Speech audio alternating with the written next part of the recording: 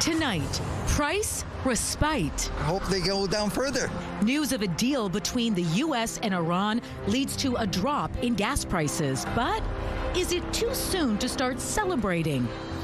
Also tonight. I am not surprised. I don't think you can drive anywhere without seeing some retail store that has broken glass.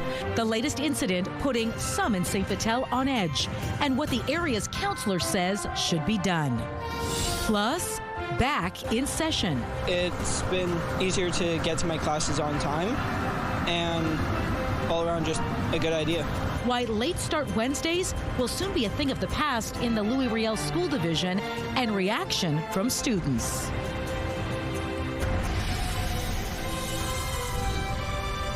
CTV News. Live from downtown Winnipeg with Marilee Caruso. Good evening. Thanks for joining us. Gas prices in Winnipeg are down 20 cents per liter compared to last month. And tonight, the U.S. and Iran say they've reached a deal to end the war and reopen the clogged Strait of Hormuz, bringing hope the cost per liter could fall even more.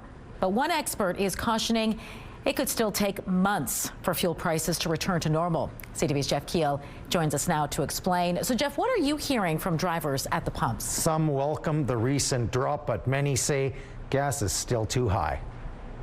There is a little bit of relief for drivers at the pump lately as gas prices are starting to come down. They're not too bad right now. They're getting better. I hope they go down further. According to Gas Buddy, the average price in Winnipeg is around $1.60 per liter. 20 cents lower than last month's average. Some stations are as low as $1.47.9. We're here $1.47, so it's a little bit of a relief for we can buy some more groceries now. They're better than they were before, but getting there. This comes after the U.S. and Iran say they've reached a deal that includes reopening the Strait of Hormuz, where a lot of oil is shipped. Any good news is good for gas prices. Any peace deals are good for gas prices. But the prices are still well above last year's average in Winnipeg of around $1.25 per liter. While some drivers are pleased to see prices down a bit, others CTV News spoke to say, Still way too high. Way too high.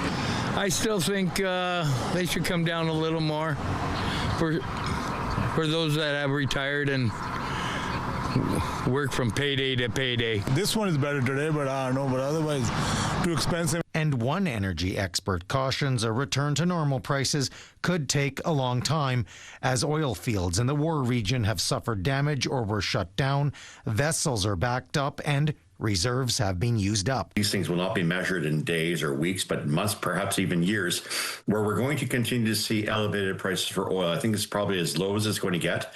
It's $80 a barrel. Anything under $1 would be great. Now remember, the prices included 10 cent per liter federal tax break set to end after Labor Day. All right, thanks for this, Jeff. A recent uptick in violent incidents has some residents in St. Vital on edge. A jogger was stabbed in a random attack last week, and then this weekend, a convenience store was robbed and broken into. Live at the scene of the latest incident tonight is CTV's Harrison Shin. So, Harrison, what happened there? Well, Marilee, as you can see over there, that is the 7-Eleven's convenience store location. And yes, I think about 3 windows have been broken into and boarded up. And I have been door knocking and speaking with several area businesses and residents, and they're all saying they feel like the crime has been going up and wondering what can be done about it.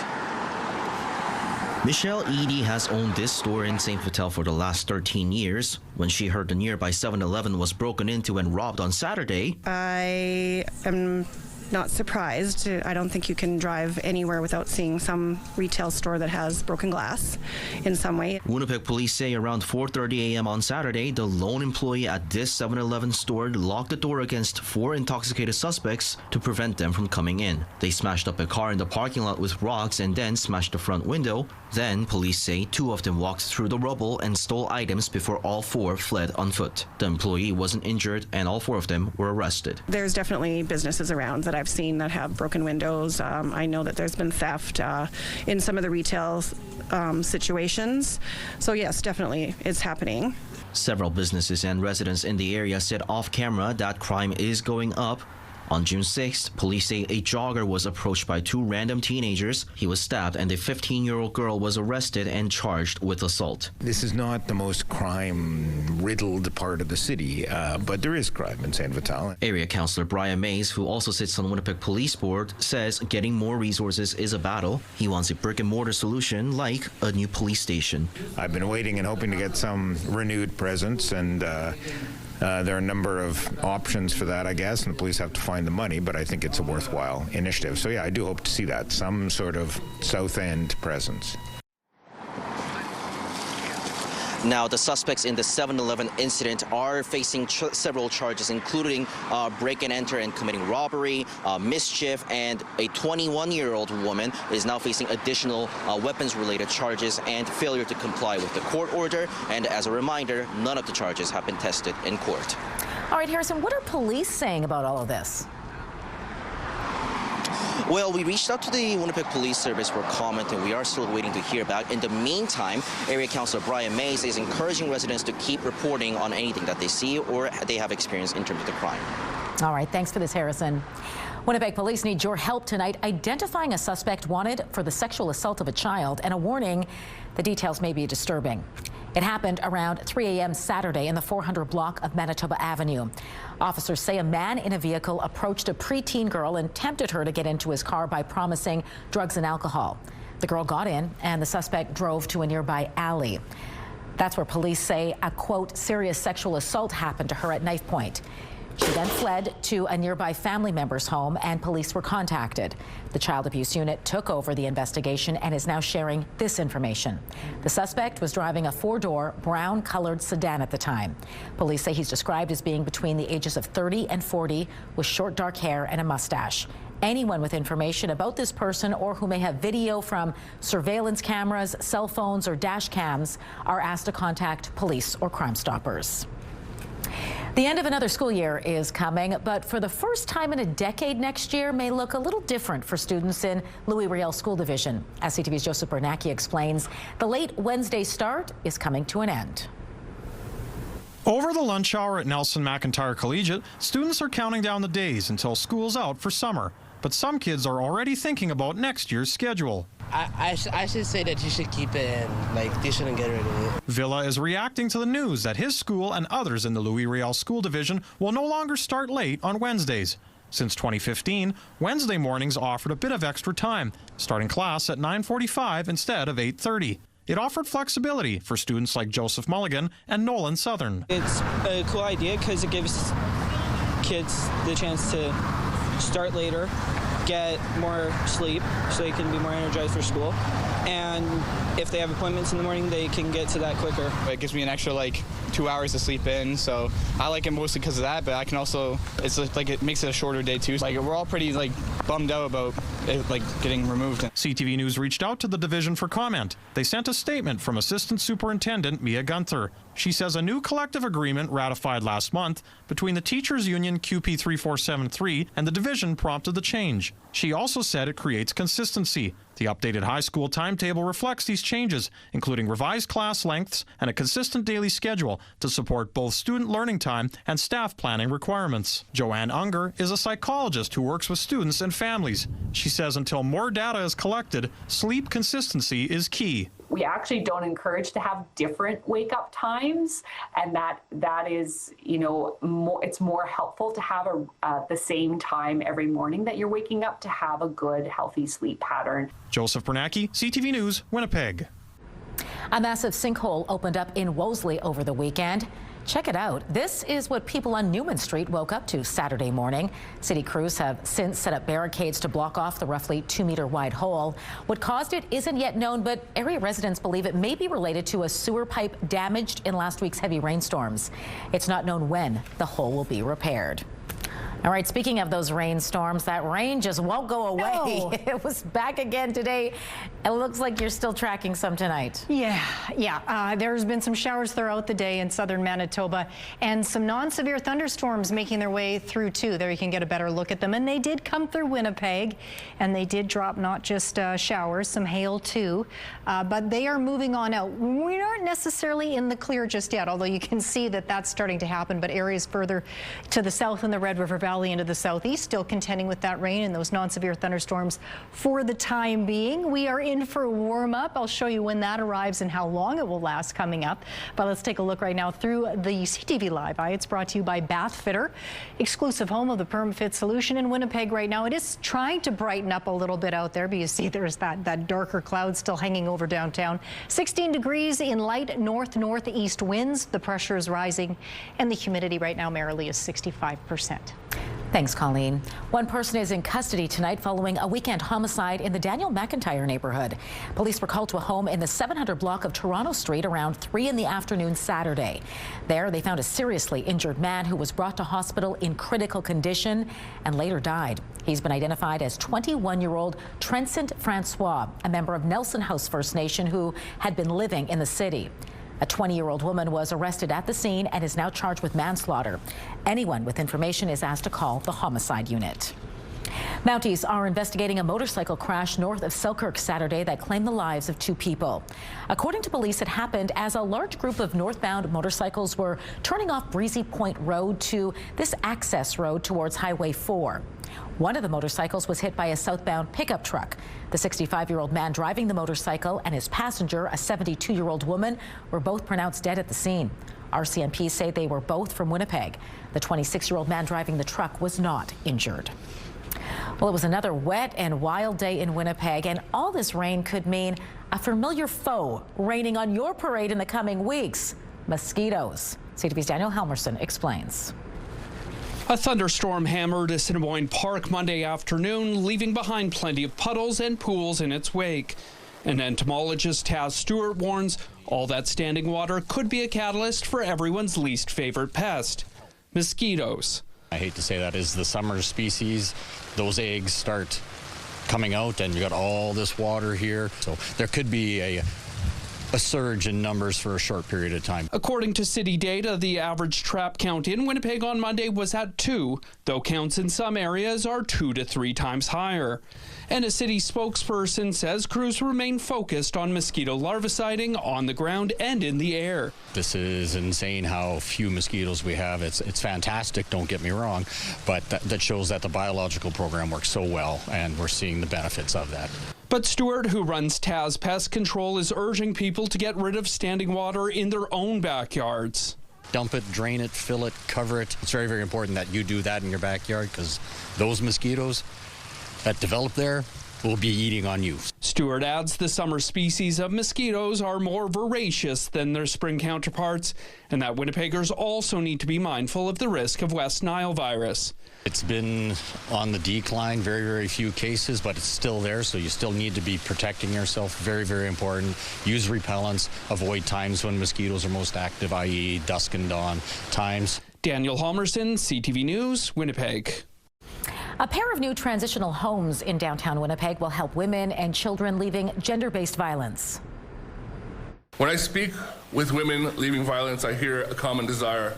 They want a safe place to rebuild their lives. Morning Light Development officially opened today, and its 11 units are already fully occupied. The second project, named Standing Eagle, offers 15 units with a mix of studio, 2-bedroom and 3-bedroom homes. It's expected to be fully occupied by July. Rent will be geared to income, and tenancies are expected to range from 6 to 24 months. Both developments will include on-site support services. These supports are every bit as important as the homes themselves. They help families heal from trauma, connect with services, pursue education, strengthen community connections, and build pathways toward long-term stability and independence. Both buildings are owned and operated by the University of Winnipeg Community Renewal Corporation and were developed through the Rapid Housing Initiative. The city is launching 2 new programs to encourage redevelopment of vacant buildings. Applications for the renovation fee waiver and vacant building exemption open July 1st. They support eligible property owners who are working to fix or remove vacant buildings by providing a credit towards building fees or an exemption from fees. The owner must still ensure the building is safe and secure, keep the property clean, and ensure the building is occupied or demolished before development permits close. The Winnipeg Fire Paramedic Service has a pair of new recruits.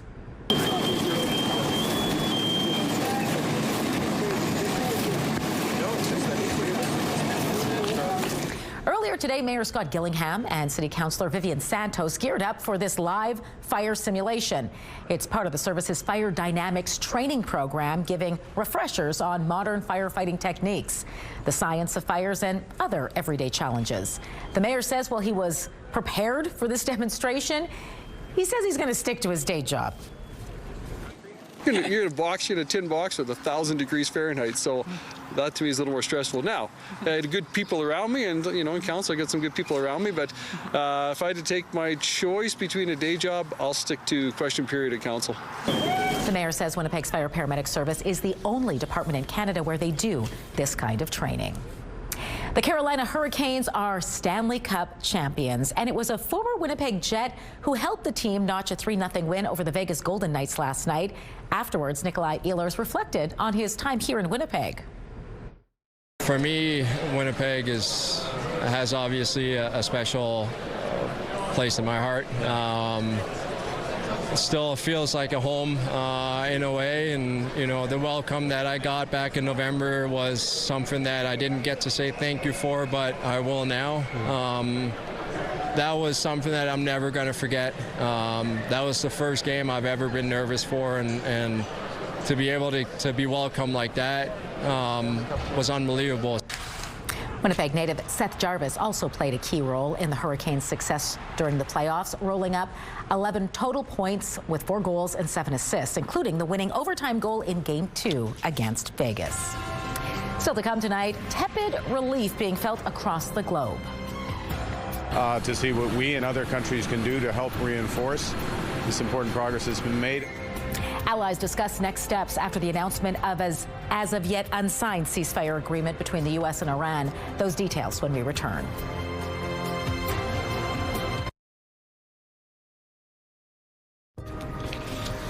Air Canada and the union representing non-flight workers have reached a tentative agreement. It covers workers in airline maintenance and operations, as well as finance and cargo employees. The agreement still needs to be ratified by the workers and approved by Air Canada's board of directors. Turning to the markets now, crude oil lost $4. The loonie slipped to 71.52 cents U.S. Gold futures added $112. The TSX closed 337 points higher. The Dow Jones gained 468 points, while the Nasdaq jumped 795. Donald Trump says the details of the tentative ceasefire agreement with Iran will be released soon, but there are still outstanding issues before that Friday signing. At the G7 summit in France, world leaders including Mark Carney welcomed the news. And as CTV's Mike LeCouture reports, the tone of the summit could be significantly lighter now. Everything is very nice, thank you. As he celebrated brokering the deal, U.S. President Donald Trump gave a timeline for the full opening of the Strait of Hormuz. They're doing a little hunting for a couple of mines that they've already found, but it's essentially ships are starting to go out now. On Friday, it'll be completely open. Nearly 1/5 of all shipped oil passes through that waterway, and Trump boasted it should be flowing again soon. The UK and France are making a push for a multinational naval mission to keep the strait open. Prime Minister Mark Carney has said Canada could contribute to securing the strait, but wasn't specific. We'll have an opportunity starting from tonight at the G7 in Evian to see what we and other countries can do to help reinforce this important progress that's been made. For the G7 leaders, the priority is also to prevent Iran from acquiring a nuclear weapon. First, it will fix the nuclear issue, and it's a very important matter for peace for the whole world. Carney also underscored the importance of making global commodity systems more resilient to wars so consumers aren't affected by these types of conflicts. I spoke to President Macron about a few options on Friday, and under his leadership and President Trump's and others will look to make progress there.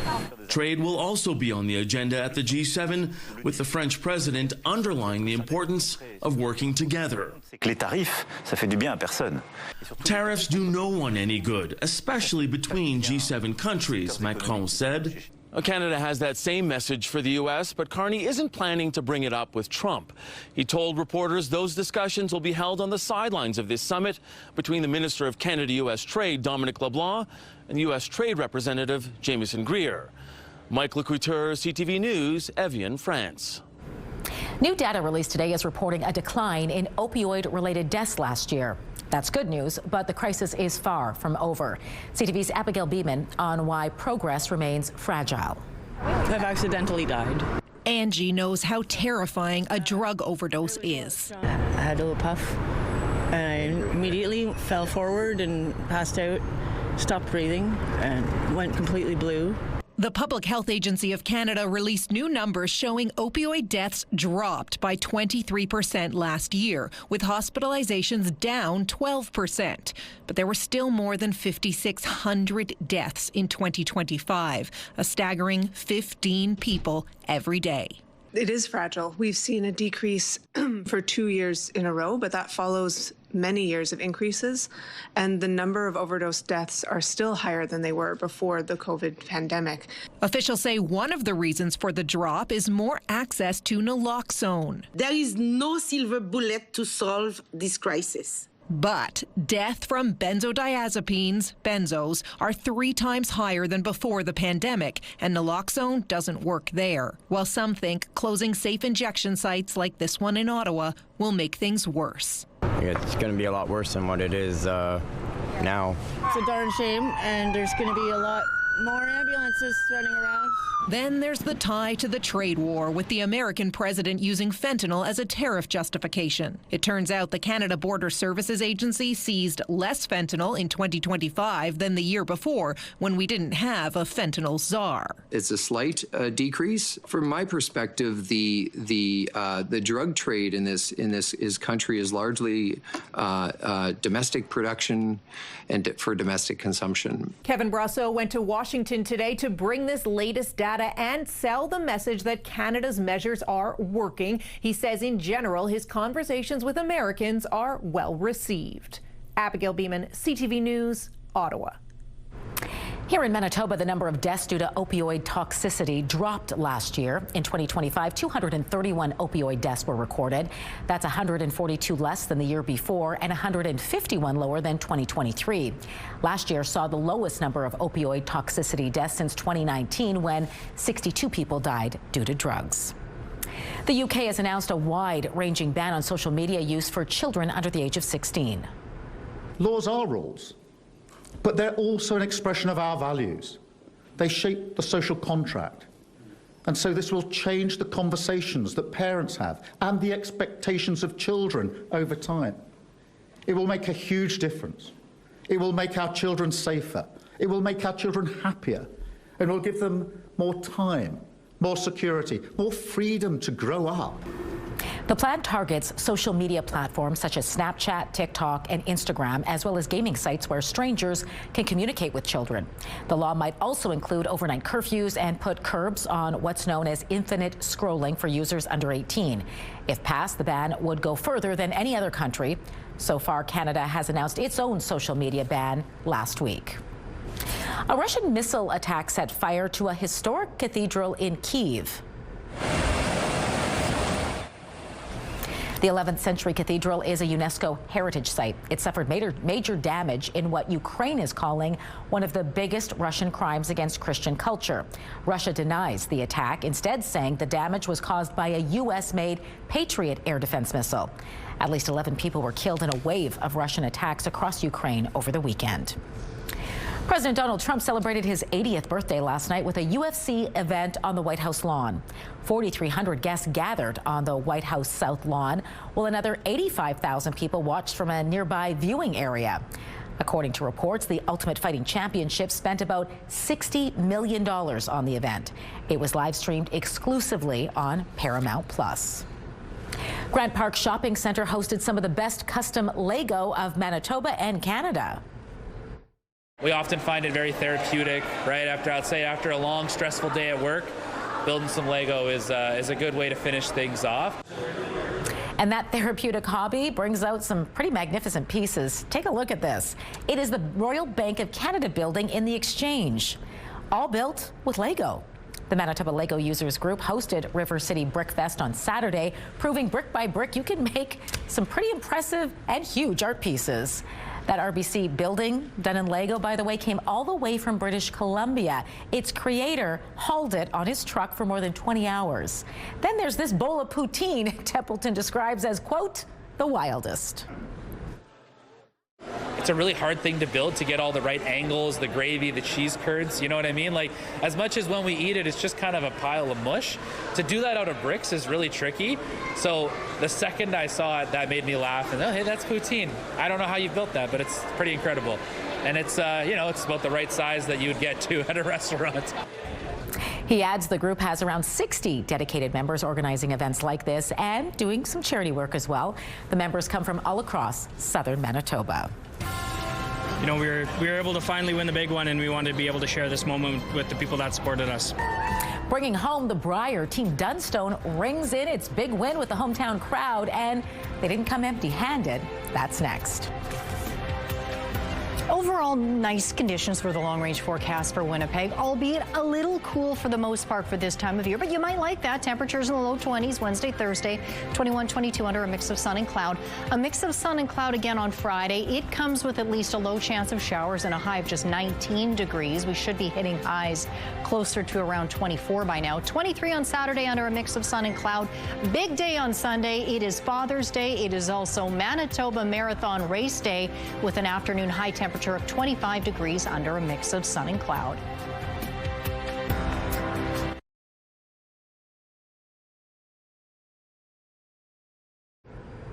An absolute stunner in World Cup action today. The tiny island of Cabo Verde shocked the world in a 0-0 draw with Spain.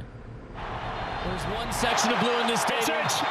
That is it. Cabo Verde with a result of a lifetime. Spain is ranked 3rd in the world. Cabo Verde is 64th. This was Cabo Verde's first ever World Cup match. Spain, on the other hand, is the European champions and considered one of the favorites to win the entire tournament. Now, in today's other daytime matches, Belgium kept Egypt from securing its first ever win in its 4th tournament appearance. Despite Egypt taking a 1-goal lead, Belgium tied that game 1-1. The game between Saudi Arabia and Uruguay is ongoing right now, and at last check, Saudi Arabia was leading 1-0 after half. And tonight, Iran will take on New Zealand. That game starts at 8 o'clock. You can catch all the action on TSN. The New York Knicks are still celebrating its first championship since 1973. Fans rallied hard with a wave of orange and blue taking over the streets of New York Saturday night. Thousands of Knicks fans celebrated the team finally ending a 53-year championship drought. A number of people were arrested during those celebrations. The Knicks, by the way, beat the San Antonio Spurs 94-90. Curling fans got to meet the legendary Team Dunstone, the 2026 Montana Briar champions. Yeah, it's pretty cool. It's been quite a few years since it's been in Manitoba, so yeah, we were excited to come see it finally in person. Matt Dunstone and Colton Lott were at the Beer Can Sunday afternoon for a meet and greet. The 2026 Briar champions were busy signing fan memorabilia and taking photos together. And the Briar Tankard Trophy was present in person, so fans could see it, take photos next to it, or even drink from it. It's our first ever time winning it, and it's just such a super exciting feeling, and being able to bring it back here to our home province after all these years, it's just excitement, and to be able to share with the community here is just unbelievable. Pretty cool experience for everyone. Granite Curling Club, by the way, is the team's home club. The 2026 Challenge for Life wrapped up Saturday, challenging the record amount of support against cancer.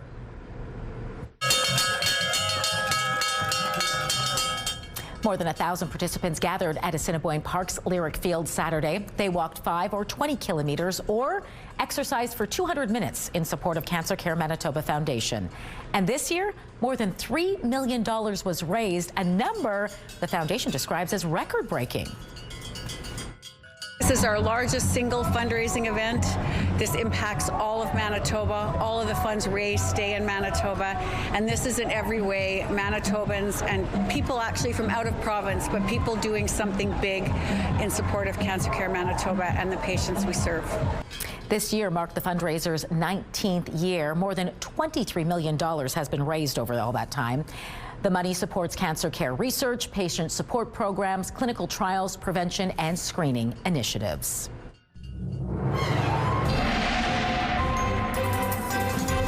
CTV Skywatch weather brought to you by South Beach Casino and Resort. Visit southbeachcasino.ca. Our own Colleen Brady was down at the Challenge for Life. Great to see those record numbers despite the weather. 1,200 participants, record-breaking. Just a sea of people braving those chilly conditions early on Saturday morning, but all for a fantastic cause, of course. So good on everyone who took on the challenge, and we can't wait to see you back next year. You might not be so eager to see the showers return so soon after the week we went through last week, but they're back. Showers pushing through southeastern Manitoba. I'll zoom in a little bit here.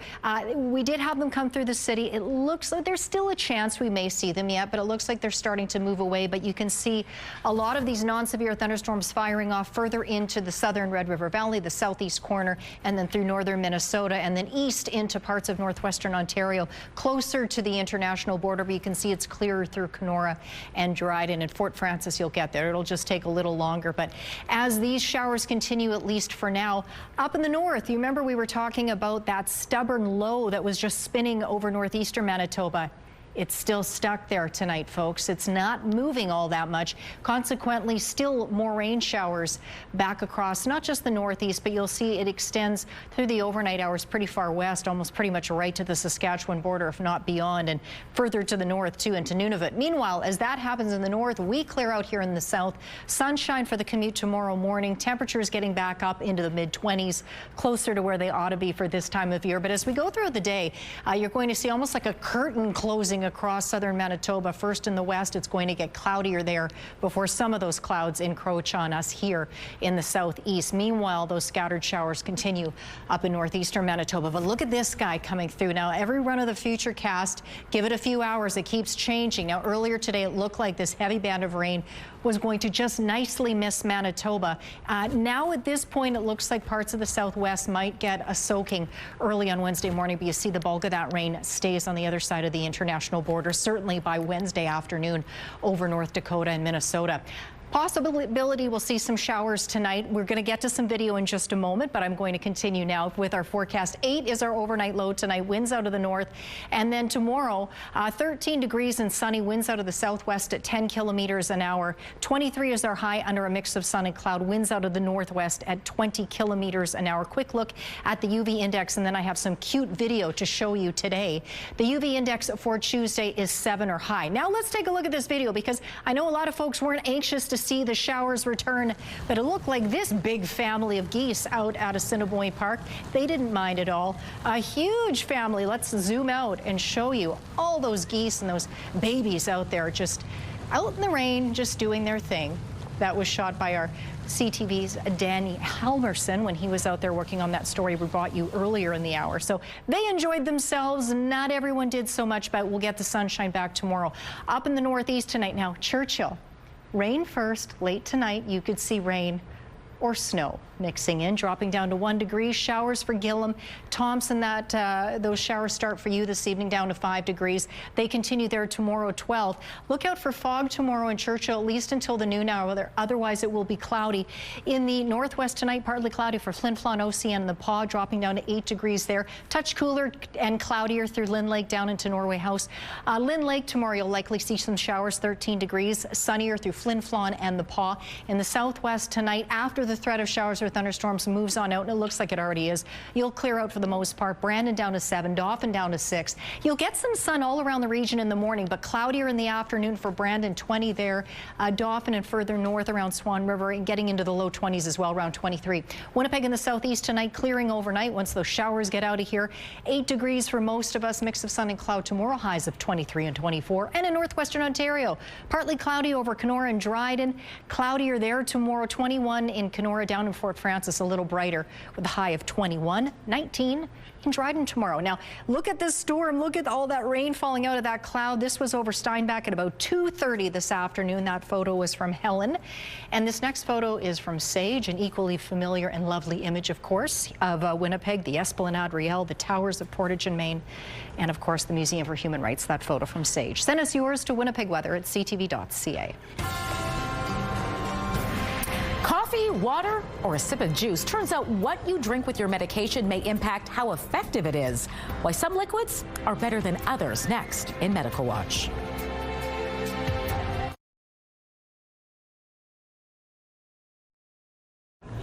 According to new data, Manitoba workers are some of the happiest in Canada. The ADP's Happiness at Work Index ranks our province second highest in the month of May, and work-life balance is a key factor. Joining me now to talk more about what sets our province apart from the rest is Heather Haslam, VP of Marketing at ADP Canada. Heather, good to speak with you. Nice to speak to you, Marilee. Thank you so much for having me on, and congratulations to the workers in Saskatchewan and Manitoba. Congratulations indeed is in order, because Manitoba workers continue to be more engaged than our counterparts in other parts of the country. Why is that? What factors are at play here keeping us more satisfied? So there are a number of factors that go into the ADP Canada Happiness at Work Index. We certainly look at things like work-life balance and flexibility. We look at compensation and benefits, recognition and support, as well as options for career advancement. And what we have found in May is that Saskatchewan and Manitoba really remain among the strongest performing regions in Canada, despite the fact that there was a small drop from April. So what is it that went into it? A number of factors. So top of the list is work-life balance and flexibility. So our workers in the region are indicating that this is a high priority, as well as the fact that their the happiness, that is the factor that is really driving the most amount of support for their engagement in the workplace. How does the data coming out of our region compare to what you're seeing across the rest of the country? So you are at the top of the leaderboard, so hence the congratulations in order, but actually consistent with the top score. So we've got really only Quebec that stands a little bit higher. Saskatchewan and Manitoba have been fairly consistent towards the top of the leaderboard. And when we look at what it is that's driving that, there is significant improvement that has helped in the past couple months, and that's around options for career advancement. So looking at the secondary factors that are helping to drive that score up around people feeling hopeful around future career development opportunities because they're feeling optimistic, that's driving it in a significant way. Now, you did mention our happiness levels did soften a little bit in May, down 0.2 from April. What do employers need to do, to prevent this from being a temporary decline to a longer-term trend? So a couple things. First and foremost, we know that it's not just money. The employee-employer relationship is not just compensation, despite the fact that this is an important factor. Benefits are very key, as well as work-life balance. So looking at things like extended health coverage, paid time off beyond the minimum statutory requirements, as well as supporting employees' long-term financial health, so retirement savings plan. These are all things that definitely matter to our workers and create an opportunity for us to invest. There's a lot of economic uncertainty out there right now. Is that impacting Manitoba workers? Well, we don't tap into any information really beyond what those key secondary factors are. But the fact that compensation and benefits is a 6.6 out of 10 and one of the lowest ranking secondary factors for the region, it does indicate that there's an opportunity there. We always tap into this, so what can employers do? And so, Marilee, it really is around what it is that people leaders can do to help ensure that uncertainty and what economic support they can provide, not just in the short term, but also for the long term, employees will benefit, as will employers, because there's more engagement. That helps the bottom line, and it makes us all happier in the workplace. Well, we'd like to be happy. Heather, thanks so much for your insight tonight. It was great speaking with you. Thank you so much.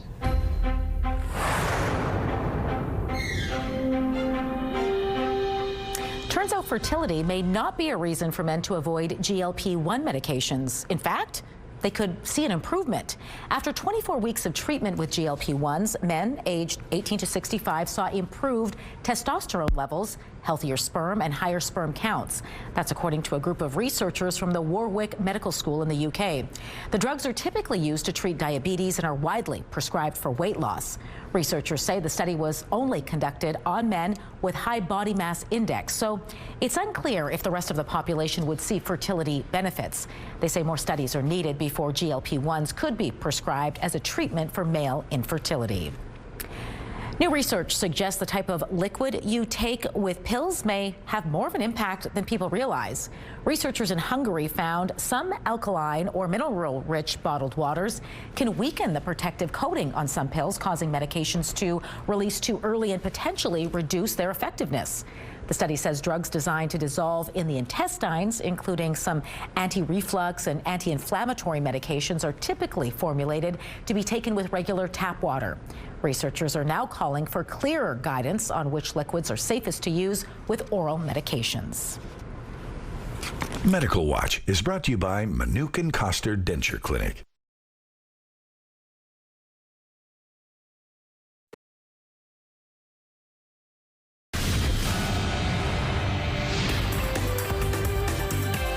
Spotlight, sponsored by the Casinos of Winnipeg, presenting Charlie Barron's. Step back into antiquity with a modern telling of Homer's classic epic, the story of the Trojan War. Fighting on and off, fighting to the wall and back. An Iliad by Shakespeare in the Ruins debuts later this week. It's a one-person show based on the nearly 3,000-year-old story. But in this performance, the story centers on the poet, a nameless and ageless storyteller who recounts the story for a contemporary audience and reflects on the futility of war and humanity's tendency toward violence. So a solo poet plays the whole war, the Trojan War, and also tells the story of the Trojan War and what that means today. It's a modern adaptation, so the language is very disarming, it's very contemporary, and we aim to bring the audiences of now into that 3,000-year-old conflict. An Iliad debuts Thursday and runs through July 5th at the Trappist Monastery in St. Norbert. You can find showtimes and tickets by visiting ShakespeareInTheRuins.com. Director Steven Spielberg scored his latest #1 film at the box office this weekend. The human race cannot accept what we know. Alien sci-fi thriller Disclosure Day landed with $44 million US in ticket sales across North America. Meanwhile, the psychological horror film Obsession climbed back onto the podium, claiming second place with $19 million in its 5th weekend. Scary Movie slid from first to third with a still solid $14.5 million. Your Monday primetime lineup starts at 7 with Sullivan's Crossing, then at 8, catch American Ninja Warrior. It's all right here tonight on CTV. Still to come tonight, a special anniversary for yours truly here at CTV News. Stay with us.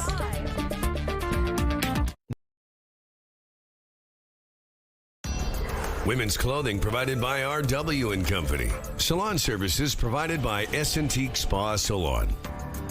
Well, we hit our daytime high early, about 11 o'clock this morning. We reached 21 degrees. Tonight we'll clear out. We drop down to a cool 9 degrees. Back into the low 20s for much of this week under a mix of sun and cloud. Father's Day, Manitoba Marathon Day is on Sunday, 25. Already Father's Day. Wow. Now, if you allow me to handle this next bit, if you don't mind. Take it away. Thank you. Now, do you remember where you were in June of 2001? One person who almost certainly does is our very own Marilee Caruso. Did you know that this month marks 25 years Marilee has been with us here at CTV? So, friend, we dug through the archives and found some video to take a look at your incredible career over the years. I can't wait to see this. 48 new mums and babies, just like Mason here, are already reaping the benefits. Marilee Caruso, CTV News.